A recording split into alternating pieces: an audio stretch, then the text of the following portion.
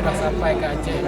Terima kasih juga kepada Bapak Jokowi dan Bapak Gubernur Aceh yang kita macam mana kita bilang, alhamdulillah juga, mudah-mudahan Bapak Jokowi dan Bapak Gubernur sehat selalu. Dan kepada yang pengurus kami semua yang di Delhi maupun di Aceh ataupun di Indonesia, mudah-mudahan mereka sehat selalu.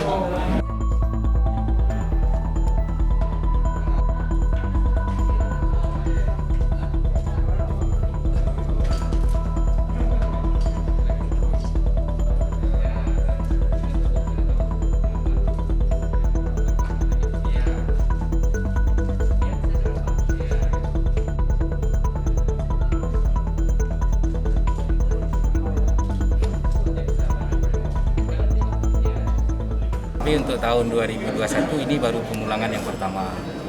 Sebanyak 20 dari rencana awal 28 yang dipulangkan itu 21. Yang 5 lagi kan kita ketahui itu terkena Covid. Jadi itu sudah langsung diambil alih oleh Satgas Covid RI sehingga langsung dimasukkan untuk dikarantina di Wisma Atlet di Jakarta sampai nanti dinyatakan sembuh pasti akan dibawa.